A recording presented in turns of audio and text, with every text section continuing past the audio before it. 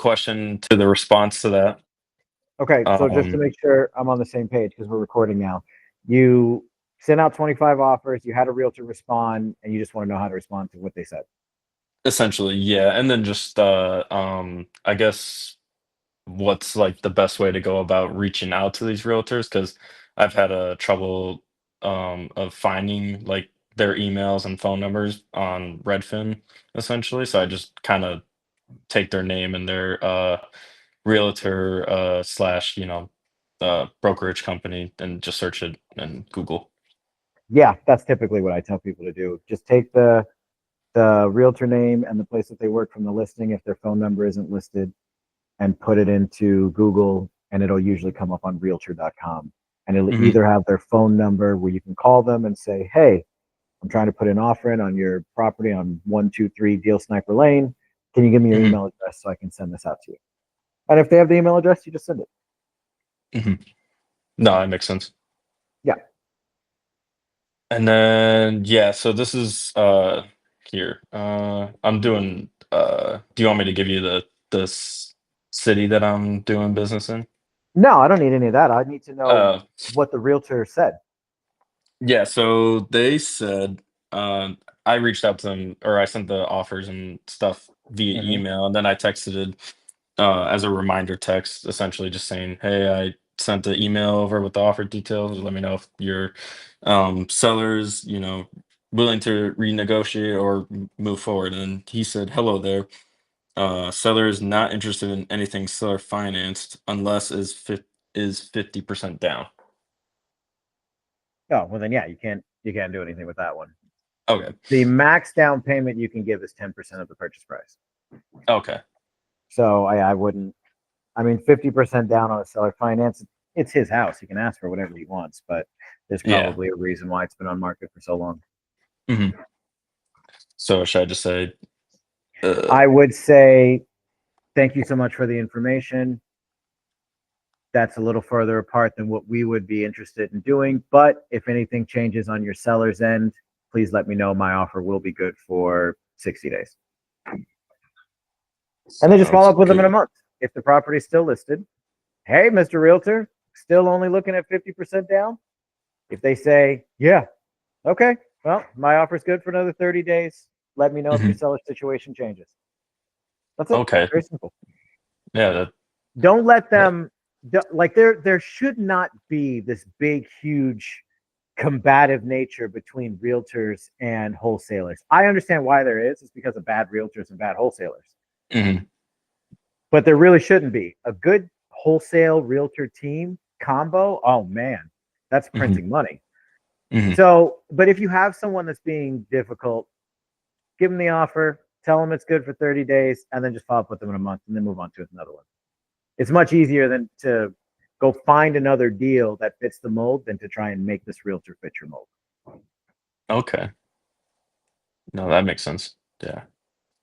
I guess on top of that, my other question was, like, how could I like build my reputation towards these agents? Because they're kind of, I mean, on first glance, I mean, I'm just sending them the offer and then this and that. But uh, I guess how could I implement myself into their business? Kind of like what you said, if a wholesaler, real estate company comes to mind, then that's, money is making. So I guess how should I and give off good first impression, essentially, virtually in this case. You can, and we're going to add this to Deal Sniper.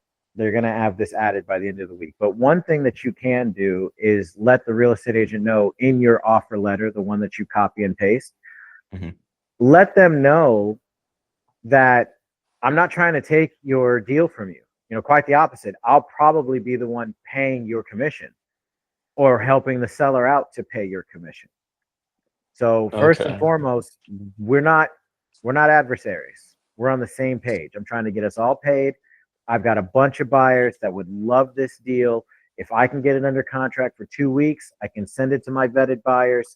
Once I've identified which one is going to take it down, I'll submit EMD, I'll submit proof of funds, I'll cover your closing costs, your commissions, and we can get this house sold.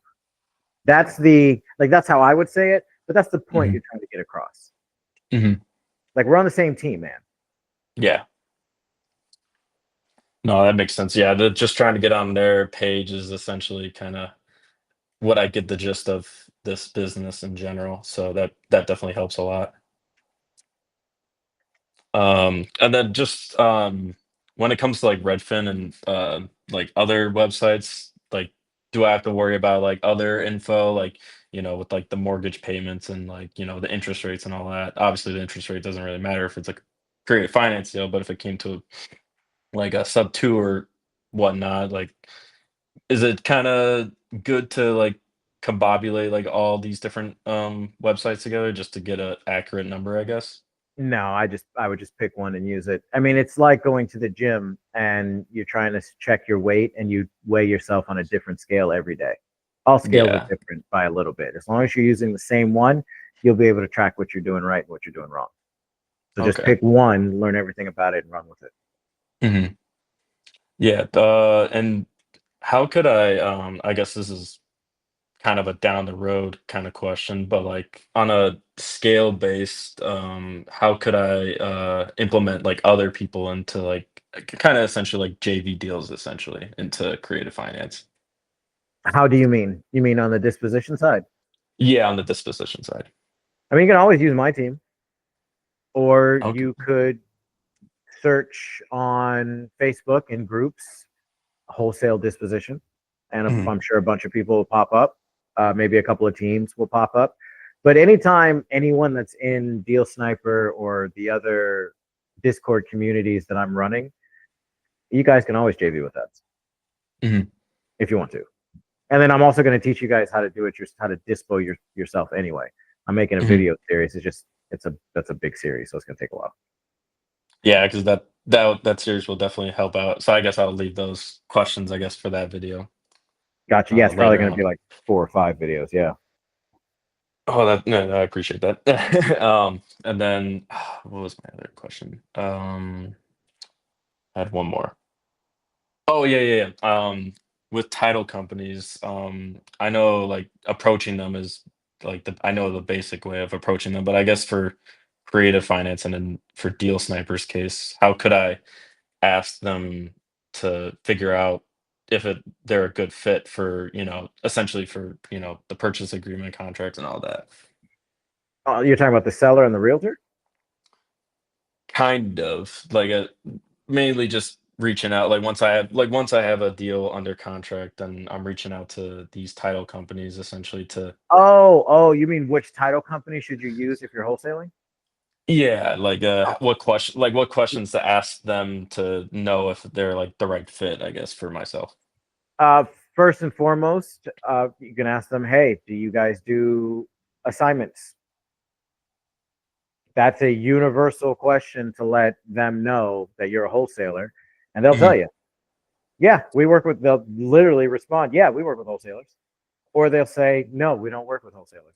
If they say Mhm. no, then yeah, you don't want to do that. If they do work with wholesalers, chances are they already have blind HUDs. And a blind HUD basically means that the seller can't see how much money you made, which is a Mhm. good thing. Um, and I don't mean that it's a good thing, like we're trying to hide it, but we are trying to hide it. And here's why: because people are greedy. Mhm. And you could get a seller a great deal, and then they find out you made 20 grand on the deal, and all of a sudden they're upset, even though you gave them everything that you agreed upon. So having blind HUDs are always ideal because then you just don't have to have that awkward conversation. Let's just get them their deal. What you made is your business, as far as I'm concerned. Mhm. And that's pretty much it. Most other title companies are the same. We usually use like a good one is Stewart Title. Stewart Title's Okay. really wholesaler friendly. They're everywhere. Everyone knows them. So that's a good title company to use. Appreciate that. Yeah, I'll definitely give that a look out. Yeah, and then I guess for Deal Sniper, I guess my only question is about that is like, should I even worry about like the Section 8 rental or like the long-term rentals area with like all the numbers and stuff, or just strictly Nope. only Just use send the out the offers and use the deal machine. okay, yeah, just use the deal machine only. Yeah. Okay.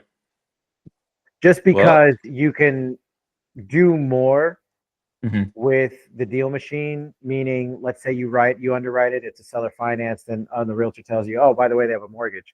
Well, now you can just switch over to sub two. mhm. And that's going to be harder to implement in Deal Sniper because you have to go all the way back through, put it back in, kind of manipulate the numbers a little bit to make it fit the algorithm, or you can just use the calculator. Mhm. It's just faster. Okay, that makes sense. That makes a lot of sense actually because, on top of the, deal machine, I was trying to, like, plug in a house recently and, in the, like, seller finance section, is it a good deal if it's, like, in the green of the cash on cash return? Like, if the will it tell me, within the, what should I call it? The return key or whatever, like, does it matter if it's a negative number, but it still fits the, like, optimal range essentially? Because every time I plug it into the thing, it could just be, like, something mishap on my end, but every Wait a time minute. I You're saying every time you use the deal machine, you're getting a negative cash on cash return? yeah, but it's like it's in the, optimal range every time though, so I'm, like, kinda confused. Maybe I just So, inputted it wrong, like, so necessarily, so, like let's look at this one here. So, like this deal, it's less than 10%, so this wouldn't work. okay. But if it were, oh, I can't even make it. Hold on, make it negative. Yeah, if it were negative, it absolutely doesn't work. So then, therefore, Yeah. it wouldn't be in the optimal range. Okay, okay. Does I that thought make okay, sense? yeah, yeah, that makes a lot more sense. I was getting confused with, like, the color coding and all that and this, so that definitely makes a lot more sense. Thank you. Yeah, as long as this number is above 10%, let's see, 75. Nope, 865. There we go. So the most I could give this seller on this deal, for example, would be $865 a month because I can't go less than 10%. Okay. But no, it won't like change color or anything if Oh, it's a bad okay. deal. Okay. That makes a lot more sense. No, I appreciate that. Cool. Yeah, that's all I have questions at the top of my head at the moment. And then just trying to figure out, like, the sequence, I guess, of using Deal Sniper, just using that and Deal Machine at the same time. So You just don't. kinda okay. No, you don't. I mean, you can. I don't want to say you don't. You absolutely can put a deal into Deal Sniper and then wait for it to give you its numbers and then put the numbers into here and then see if the deal works and then send it. But Deal Sniper will always give you an equitable deal. The Mhm, numbers that it spits out will always be a good deal. So what I tell people to do, send out offers and just keep sending out offers. mhm, And when someone responds positively to when a realtor says, "Hey, I want to talk to you about this offer," or, "Hey, I think we can take it," or, "Hey, I like this. Can we chat?" Then you mhm. go on Deals Machine and underwrite the deal because you want to see, like what I just did, you want to figure out what the max is. So if Yeah, Deal Sniper says $500, I mean, chances are the seller's going to want to negotiate. So now it'd be good for me to know that the highest I can go is really about 850 before I even get on the call. okay, That's the only time people would use Deal Machine is to check to see what's the most they can do in case the realtor wants to negotiate and get more money for their okay, client. okay. So it's not necessarily for, like, when you're sending out the offer and then you have, like, your hypothetical numbers, you don't need to No, do no, you okay. don't need to because then you'd be underwriting 100 deals a week and only really be closing, four or five of Yeah, them. So okay, no, that just yeah, underwrite the ones that respond positively. okay, yeah, that makes a lot more sense. Yeah, that definitely will save a lot more time now. Yeah, yeah, I bet. That with, like, the responses and stuff, like, how often, like, I guess, would you say for, like, text and email, should I, like, follow up with, like, in a week basis? Like, if It there's no depends. response? If there's no response, it depends on how aggressive you are. You can send an email out one day and follow up the next day via text. Hey, send an offer on 123 Deal Sniper Lane. Did you get it? Okay. That kind of thing. Um, Okay. if a realtor says, yes, I got it, but we're not interested in seller financing, or just some version of no, then I would Hmm. follow up with them in a month if the house is still listed. I put it onto my Google sheet and I would follow up in a month. I'd punch in the property or click the Zillow link if you guys are following the way that I do it. And if the property's still listed, I'd send another message. Hey, just checking to see if your sellers maybe changed their mind about my seller financing offer. And then the Okay. realtor will tell you yes or no. Yes, they have, or no, they're really not interested. No problem. Good luck to you. And then follow up again in another month. I would just keep following up until the property is sold or until they say yes. Mhm. Okay, yeah, that makes a lot more sense. So it just really just depends on how aggressive. Yeah, that's how aggressive you want to be. Perfect. Yeah. I appreciate you, Sean, for everything. No, man, that's not a problem. That's what I do. Was that all the questions you had? That's yeah, about it for now. I don't have any other current response. I've gotten a lot of just no's at the like start of it, but I've gotten like a higher contact rate because I used to cold call a lot on for sale by owner lists and kind of got nowhere. I mean, I've gotten to the point where I offered them, but it just kind of feels like at that point it was like all that time for just nothing. So as soon as I came across this, has just definitely helped me out so much. Just understanding everything Good. essentially. Well, I'm glad. And if you need anything else, you hit me up, you let me know. Appreciate it, Sean. You have a good rest of your day. No problem. Talk to you later.